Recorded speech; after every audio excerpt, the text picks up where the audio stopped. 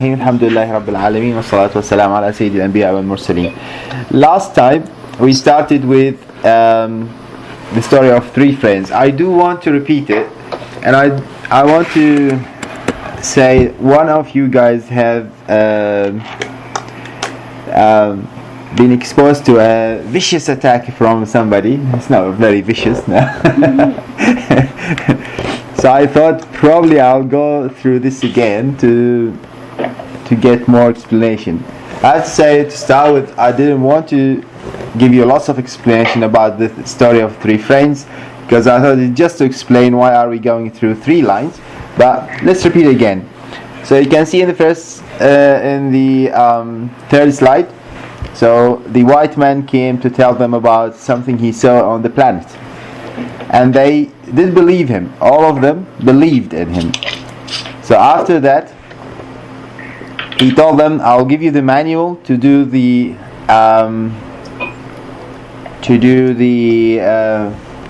ship, the spaceship." So for that, one of them, the red one, he said, "Well, it's a lot of work, really. It's a lot of commitment. Although I do believe in you, but I don't want to go through this." So he pulled out. So when he pulled out, the other two continued, and when the other two continued, they could manage to do the ship. They followed it. They followed the manual strictly, and they could manage to do that. But then after that, he told them, "Okay, to go there, you really need to go through a very difficult road. You have to climb very difficult obstacles, and you may go across some monsters." And that was so difficult for the green man. So the green man, he said, "Well,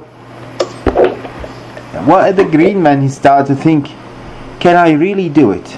And how can I do it? This is so difficult.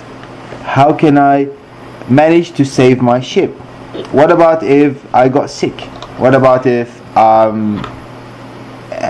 a disaster happened to me?" So all these obstacles prevented the green one from continuing, and only the blue one has a faith to go through this and manage to do it. So really the difference between these two, first the red one, he believed, but he did not want, he was so slack, he didn't want to go through the hardship to reach to that goal. The green one, he believed, and he did it. But then when it came to the test, to the reality, to the difficulty, he did not have enough faith that he is going to do it. The reason, because he logically could not understand how can he manage to do it. The last one, he could manage to do it. Now, the question comes, what is the difference between belief and faith? Sometimes we get stuck with definitions. So define faith or define belief. And the answer for that, why should I define it? I know it, I feel it. Definition. Belief in general, belief is what you get, what you start to know and to believe in from previous experience, from logic. You logically reach to something that you accept, and also from seeing somebody before you doing it, so you know that from previous experience it's fine. While faith brings another horizon, another implication, that you want to do a goal that it seems that it's difficult to reach when you have something that nobody did it before you. For example, take the first one who could manage to run 1 mile in less than 4 minutes. Nobody did it before him. Logically, he thought about it and he said, "My muscles cannot help me, my power cannot help me. How can I do it?" Many people will stop there, they don't go further. But this man, he said, "No, I can."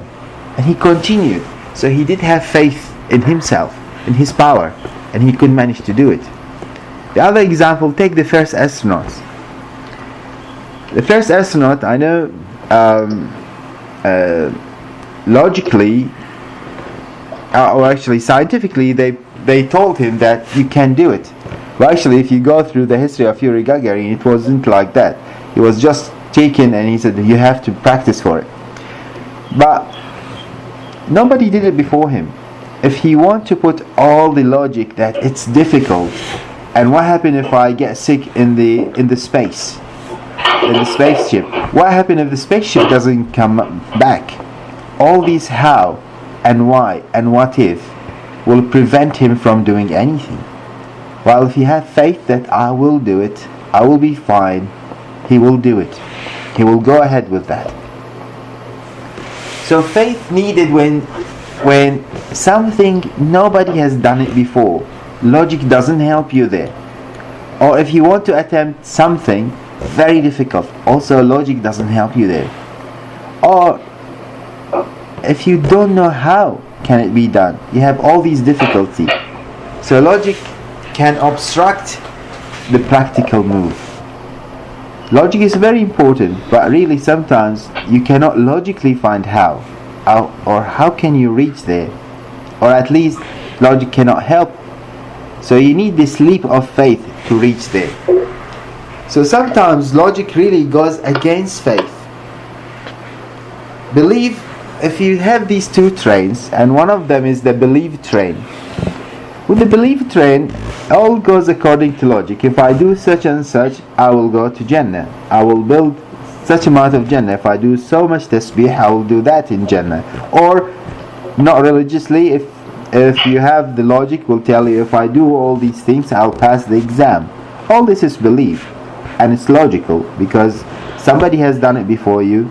You know the right equation, and you'll do. How do you jump from this train to the other train, to the train of faith? This is the leap of faith. You need to. What will prevent you from going up to the other train is the question how. How can I jump? And how can I reach? So when we don't know how it will work, when we don't know how can we jump, that's what will obstruct us.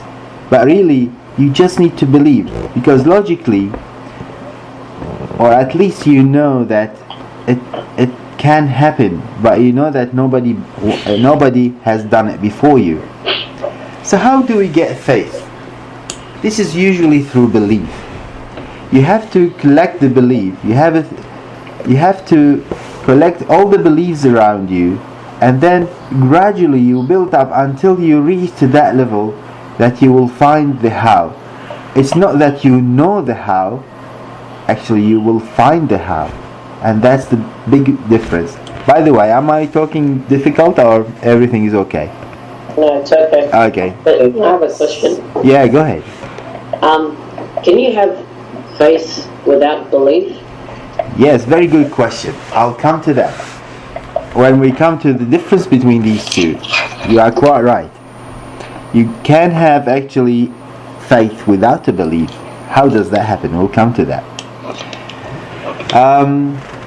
So how do we get this? How do we reach to the difference between I know how or I want to find how is the one which actually get me to this leap of faith. And how do I get this? It's through reading and listening and watching movies. Well, the good movies. So which type of movie? It's those who have done it before you. In all of them, in those who, in the prophets, in the pious people, or in the successful people, how do they do it? All those who have discovered things, how do they do it? All of them, they found faith lead them to that action. Through action they found the answer to how. So they didn't wait to know how. Otherwise, if they do, they cannot jump. So how do we reach that faith? Build faith. The difficult step is how to jump from the belief train to the faith train. I think we need to strengthen our belief.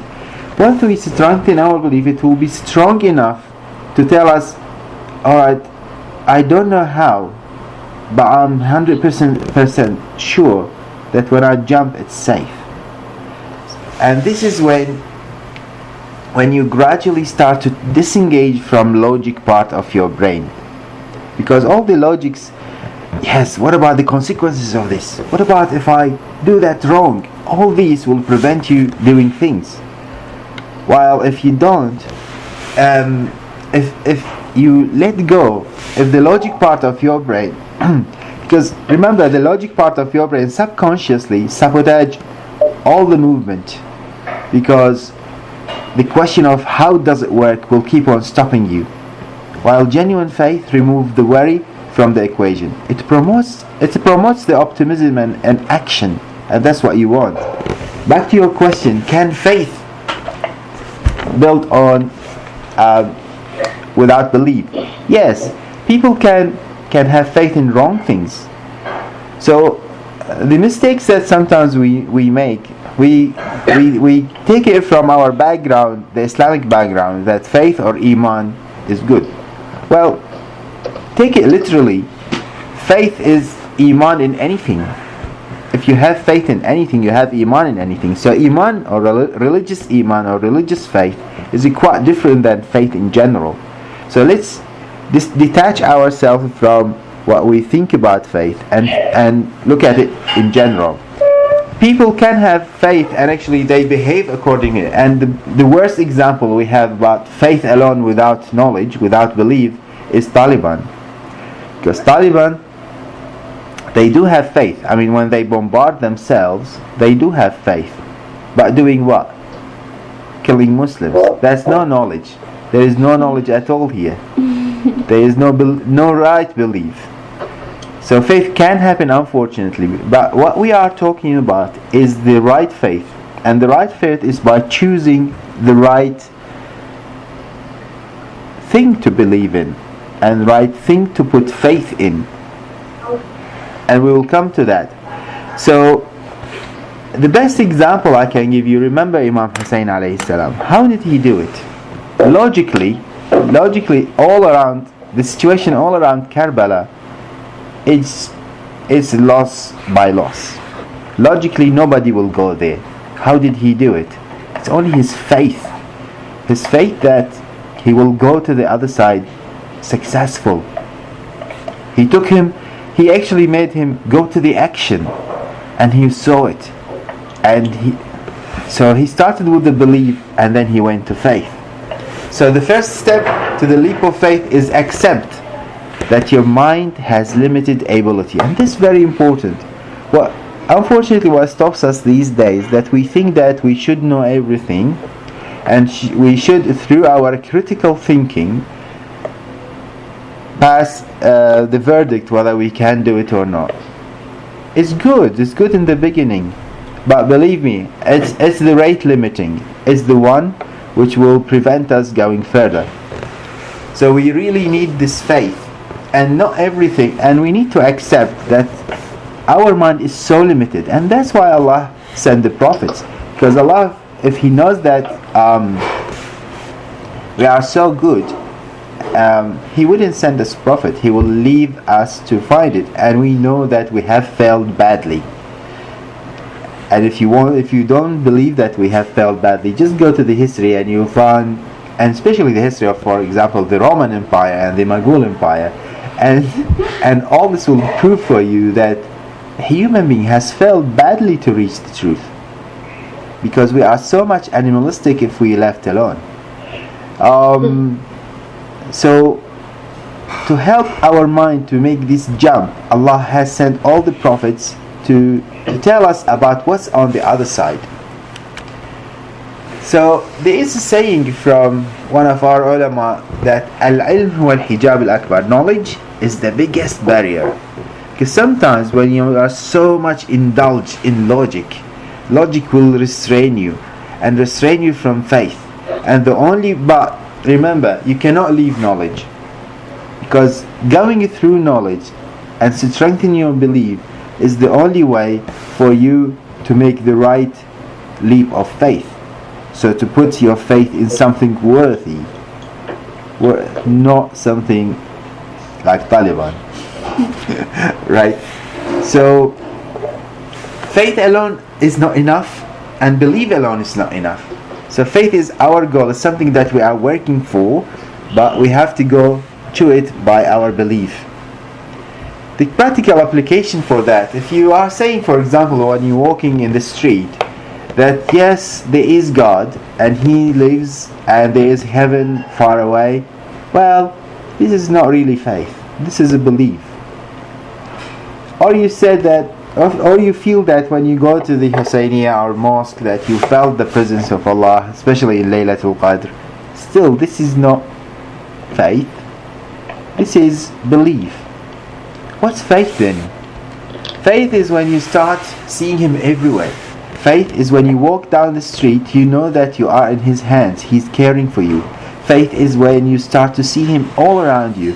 Faith is when even you clean your front door because He is there. And when I'm saying sometimes front door is by cleaning your heart, because He's there. And just imagine if He's watching you and you are doing bad things. How embarrassing. But we don't feel it because we don't have this faith. So faith is the one who will take us to that closeness to Him, inshallah. So belief is through knowledge, and that's what we are trying to get. Belief alone is not enough. It has to go through the right vehicle, and the right vehicle is fiqh. And our aim is to reach the faith, and we will get this through spiritual teaching, inshallah. Any question till now? Yeah. No? You can object, by the way. Feel free. Alright, you don't want to. Right. We'll go now to the vehicle. And last time, thank you very much for those who answered. And please, for those who didn't answer, your answers does help me to find out how much you understood. So I'm not sure why some of you didn't answer, but thank you very much for those who did. Yeah. Did we have to send it to you before the lesson? That's right. Yes. So I can talk about it. Oh, sorry. It's alright. I've done it, but I didn't. What's that? Alright. So just to remind you, for the travel conditions, we have two things. We have the time and the place. The time is Salatul Dhuhr. The place is the distance, which is the 44 km or 22 if it is two-way. Right? So again, if you go to slide 32, you will find that just a quick review through the conditions. We break the fast if we travel before Dhuhr, and we don't if it's after. We break the fasting if we pass the allowed distance, and we can fast if it is our work, and if we were away in another city and we want to come back, we have to come back before Dhuhr. Now, the first one, I have my hello? Anybody speaking? No? Alright. The first question was, I have my 12-year brother who during fasting could not cope in 2 days. There was variable answers for that. Some of you said, he has to fast. And the others said, probably he doesn't because he's young. And some others were rightly says, if he does have the signs of maturity, he should. Otherwise, he's not. And this is the right answer. Really, that's what I'm trying to get you into. So 12, I gave you a very marginal age. And according to the conditions that we took for boys, either it's 15 if they haven't had the other signs, or if they do, they have to fast. As for the diabetic father, also that was variable answer from some of you, but the right one is he should not fast. And actually it's not allowed for him to fast because he's damaging himself. After that, the travel one, that was tricky, and actually I have to confess, the last one I made a mistake in it. But you managed to answer very nicely. Well done. So we decided to travel one day in Ramadan. We left our house in the morning, and we went to a place 24. Purposely I put 24, so it's not 44 away. Then we went back at 11 a.m. So actually we traveled in the morning before Dhuhr. Shall we break our fast? No. The answer, we should not, because we came back in the same before Dhuhr, so it's only in the morning. And because it is 2 ways trip, so we could manage to do 44, actually 48, because 24 by 2. Now the other one, I was supposed to say in the last day of Ramadan we could not have a certain news about the crescent. So we decided to travel to so that we can break our fasting and celebrate Eid with others.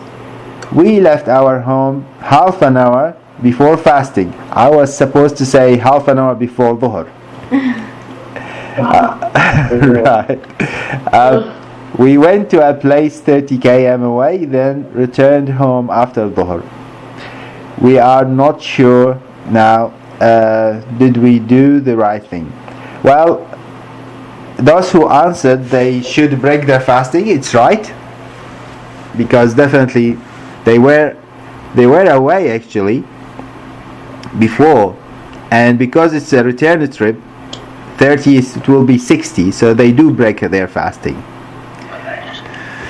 Alright, now let's continue.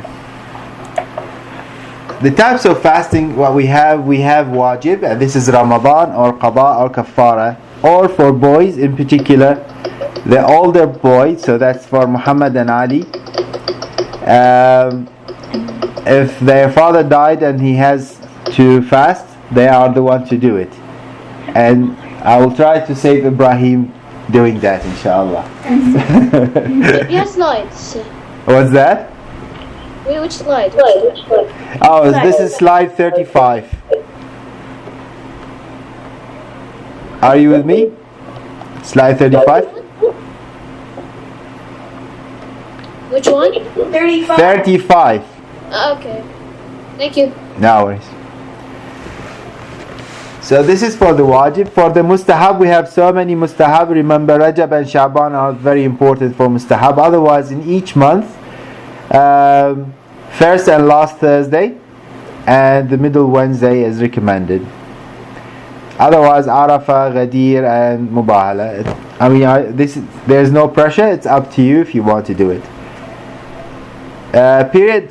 Days which we should not fast, it's haram. It's Eid al-Fitr, Eid al-Adha, the first day of them, and for sick people.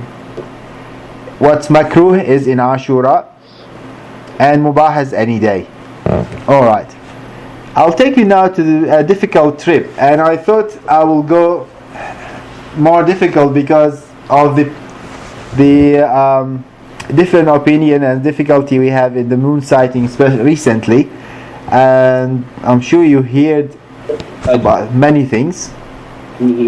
So I thought I'll take you through details. Yeah, is it Ahmed? Yeah, it's Ahmed. Just a question. Yeah. Why is it makruh for Ashura? Why is it makruh? The day of Ashura. Yes. Why is it makruh? This is from a hadith of our Aimah. Is it for every day that's for mourning that it's makruh, or just Ashura? No, just the 10th. Actually, it's recommended to do the 4th and 7th. First, 4th and 7th of Muharram. It's better to fast, but in Ashura itself we shouldn't. Okay, thank you. No worries. So this is slide 37. Why there's a difference in the ulama opinion? So I want to take you first through the things that we need to know about moon sighting. The first and most important one is who saw it. So either you, and that's it, you don't need to ask anybody else if you saw it, or two just people, and that's it, or Shia. Shia means it's been accepted by everybody, and I have to say we hardly get this. Or already 30 days of Sha'ban has passed and definitely Ramadan should come. Any questions about these? No? Okay. Now the main differences will come in the next 2 points. How do we see it and where do we see it? For how do we see it? First by eyes, and everybody accepted that. There is no problem with that. Second, by telescope. Some of our ulama accept that because they think that it's still by eyes, so telescope should be okay. But others don't. Or astronomical calculation. So nowadays we know by astronomy they can give us exactly when it will happen, and even they can give us exactly when did it happen before in the last few years, and they can give us in the future. And then where do we see it? Anywhere on earth, that's one opinion. Or the two places should share part of the night.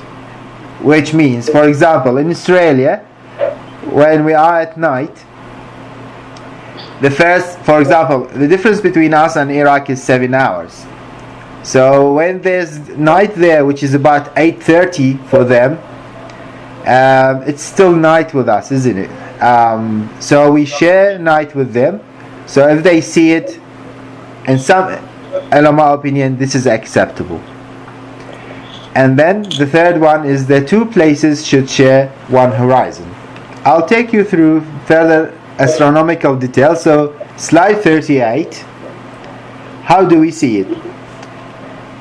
You can see here in this slide. Who can tell me in this slide the moon is in what stage of the, or in what part of the month is it? Beginning at the end of the game. Halfway. Can we see the moon? No. Yeah, half Yeah, of just it. half of it. No. No. You are not on the sun. You are on the earth. From the earth you cannot see it. It's black to your side. So it's the first. Start or the end of the month. So that's the start and the end of the month. You cannot see it, right? Astronomy can tell you exactly about this and can tell you exactly when it will come out. So those who accepted astronomy, they thought, well, when Quran said man shahida minkum ash-shahr means whoever will see, didn't specify eyes, but others will say no, it should be eyes. So when the moon start to appear and start to reflect some of the light, and this is in slide 39, you can see that's the beginning of the crescent. Here the eye can see it, or sometimes if difficult weather condition we need to use telescopes, but definitely astronomy also can see it. Is that clear? Yes. Okay, Yes. right. So the second thing is, where do we see it? And this is important. You know, I mean, Earth, this is the orbit of the Earth, the blue line. And the sun rays comes and hit the moon, and that's where you see it. So if you can imagine, it starts, can you see this elliptical or half elliptical part? Yes. This where it starts, right? And then it expands. If I take you further to slide number 41, that's how it looks like. And this is about Monday, you know, when we have the trouble, are we going to see it or not? The red area is where it's really difficult even by telescope. Gray, it can be seen easily by telescope. Blue can be seen with our eyes in a good weather. Green, it's very obvious. So in Australia, could we see it on Monday? Yeah. No, it's a black. No. We cannot see it on Monday. Astronomically, we cannot see it on Monday. So Tuesday is impossibility to be Ramadan. This is according to astronomy. Now, it's up to us if we want to go out and have a look. And believe me, if 50 in this day, if 50 person in Australia came and tell you they saw it, would you believe them?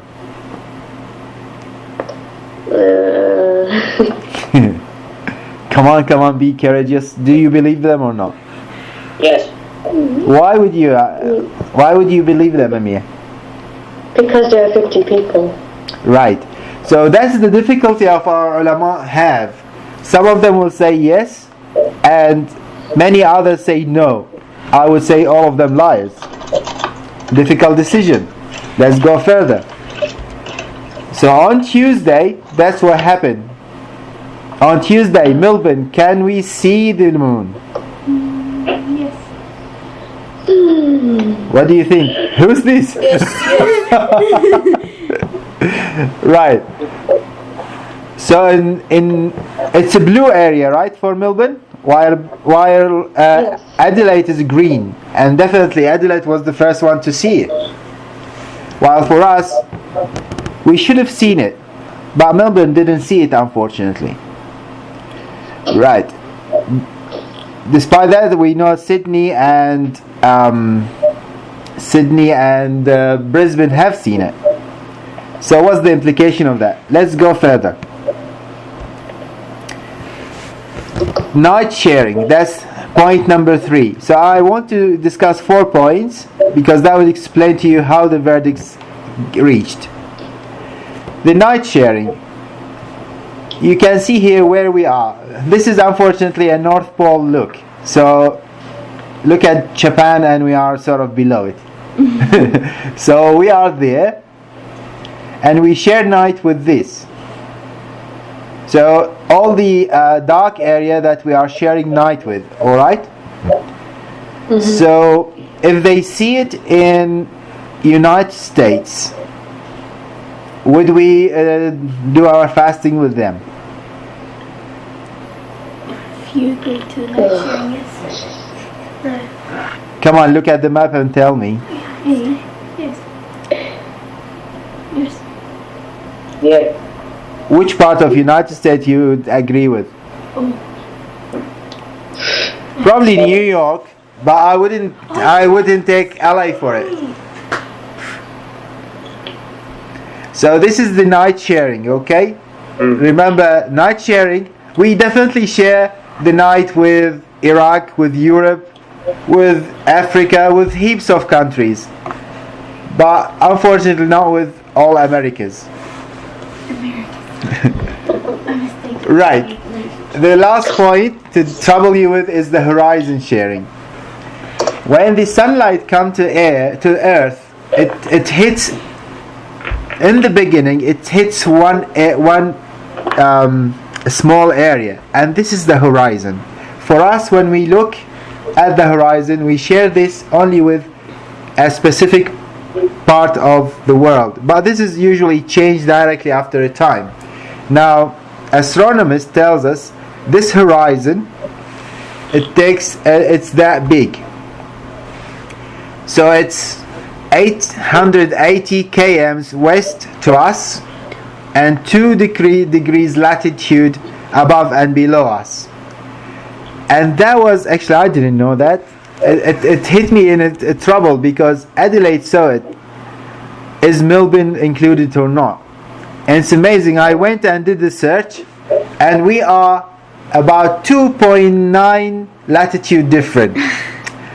So I didn't know exactly what's the verdict for some of our ulama. Is 2.9 okay? It looks very, very small. Apparently not. It should be only 1 to 2 degrees, and 2.9 is not acceptable. So unfortunately Melbourne could not share this with Adelaide. Melbourne has to see it itself. Right. Are you confused now? No. No. Excellent.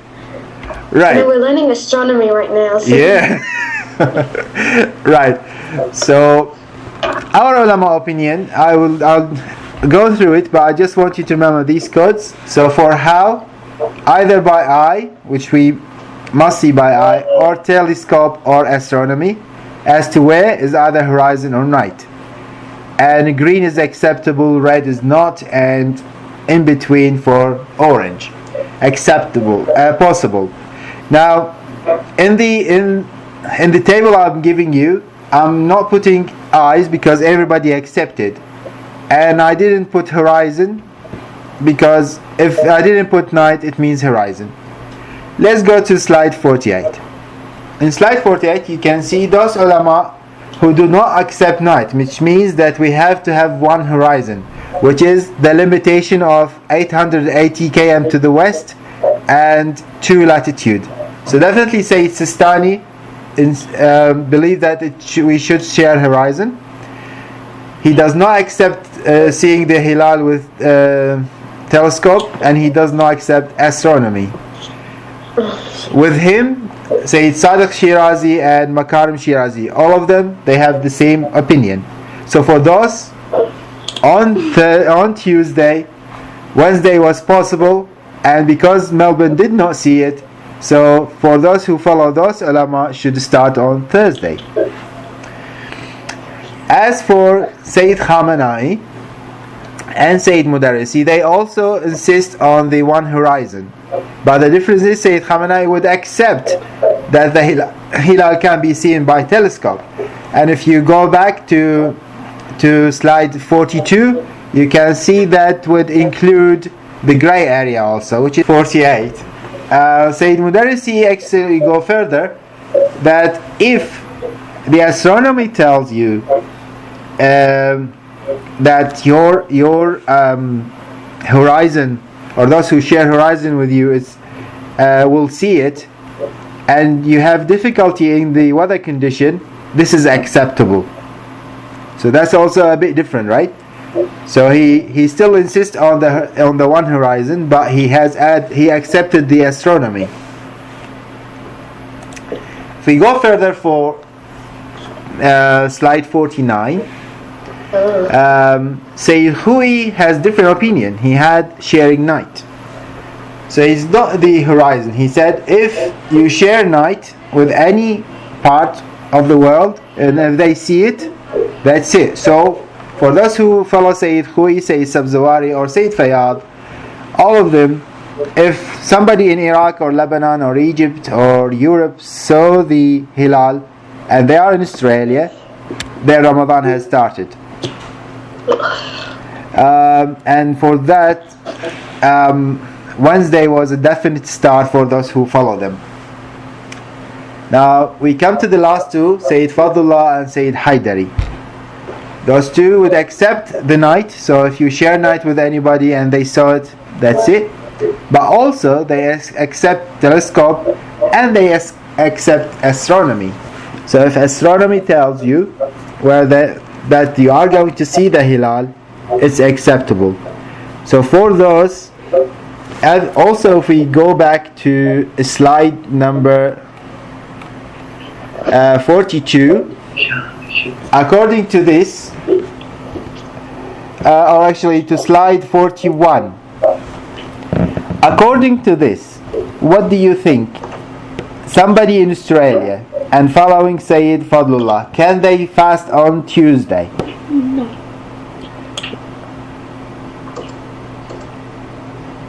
So we are slide 41, sorry. Slide 41. It's Monday. It's Monday. Anybody to answer that? They're allowed to fast. They are allowed to fast. No. Why is that? They are not allowed because astronomically they will not see the hilal whatsoever. But they share night. They don't share night. Oh, really? Okay.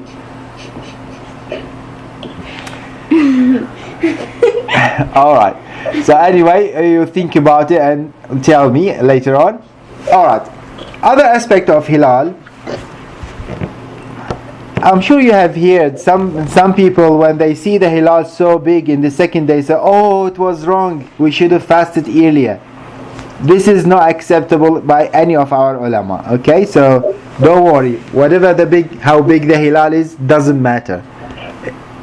The most important thing is whether you've seen it or not with any device that has been acceptable to your alim. If we did not see the hilal and we broke our fasting in Eid, and then it appeared that, well, that was wrong, unfortunately that we need to do qada. If we have the suspicion day, for example, the day of the last day of Shaban, first day of Ramadan, where we don't know is it Ramadan or not, we call it the suspicion day, Yawm al-Shak. For that day, we should not do niyyah of Yawm al-Shak. The niyyah should be qasd ma fi dhimma, which means whether if it is from Shaban acceptable or Ramadan acceptable. And it's amazing, all the ulama accept that if it appears that it is from Ramadan, it's still counted for you. Now the big question comes, why scholars don't come together and finish with it? Why are we having this trouble? Do you have this question in your mind? Yes. Sorry? Oh, that's nothing. Okay. I'm Hamid. I want you to go to slide 51 and think about, you are the man in the middle, the one with the turban. So a king told you to take all these children to the right place, and you stuck, you don't know, you went to a place where you have a few roads that you have to choose, and you thought and you chose a road.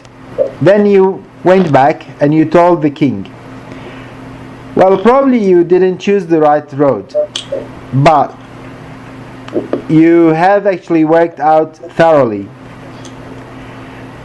Now the king will ask you, what have you done? You will explain to him. If he thinks that you really did the best of what you can do, he will not be angry with you. But if he thinks that you took it easily, he will be very angry with you, isn't he? Now, can this turban guy answer, well, all the children wanted to go through that road, I didn't want to disturb them, so I took them through it? Is that good enough? No. So I want you to put yourself in this middle one position. Would you sacrifice yourself for everybody else, or would you make this such a mistake? I personally won't. And that's the position of our ulama, unfortunately. The responsibility is huge for them. So they feel that they are questionable to Allah Almighty. And they have to answer, why did they choose such thing? And if they don't have good answer, they will be punished. So don't ask them we should not ask them more than what they can do. I hope you agree with that, but that's all I can offer now.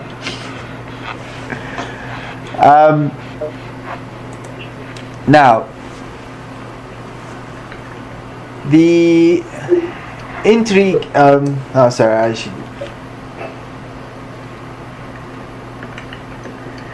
The entry condition. No, don't worry about that. Now, for faith, I didn't actually put a lot because I think there's a lot of information in today's lectures that if I add more, it will be unfair.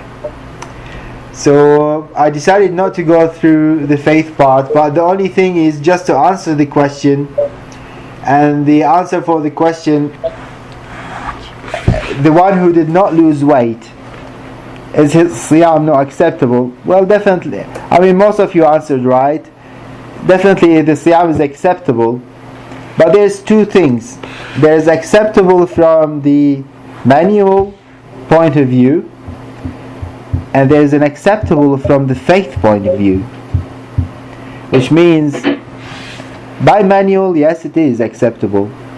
But remember when we showed the house with the worms eating it, if you still have the worms, your house is not safe. So this loss, and it's not metaphoric, it's reality. Our body can be built on something good even if we don't know it, and that's why we eat the halal, because if we don't, there's something wrong in our body, and that's what we need to get rid of, inshallah. So if we don't lose weight during Ramadan when we're fasting, it's not acceptable? No, I'm not saying that at all. What I'm saying, this is more the spiritual part. What I'm saying is, we need to prove that we have done hard to remove this. And remember, always there is something that we don't know has entered in our body that we want to get rid of. Especially if we have a period of our life that we were not good in. And we don't know when was that. Some of us do know. So we'd rather get rid of it if we can. And this is a good opportunity. But again, if we don't lose weight, doesn't mean it's not acceptable at all. And nobody will be in that position to say it's not. Yes. When you say get rid of, what do you mean? So, get rid of? Get rid of the things that entered your body, even if you don't know about it, and they are not good for it. For example? Right. That's putting me now in a difficult position. Okay. For example, we do eat a lot of things that it's within the acceptable limit, right? And I don't want to make things difficult for you guys, but this is an example, right? It does have some things in it which we may not know of, and these things enter our body and sit in our meat and fat and bone. And these things, when time comes, it has to come out. And coming out, not by choice, is more painful than coming by choice. Coming out by choice. Is that making sense? Yes. Okay. Could I also add something? Yeah, please. Science has also shown that it's during the month of Ramadan, while you're fasting, it's also a detox, and all the fatty foods that you're taking in, they get extracted out during your detoxing, and also it can reduce the levels of mercury, but I'm not 100% on that. Well done. That's very good. Excellent. That's all. Alright guys, thank you very much. And inshallah I will try to work some questions, and I'll see you next week. Assalamu alaikum. Wa alaikum salam.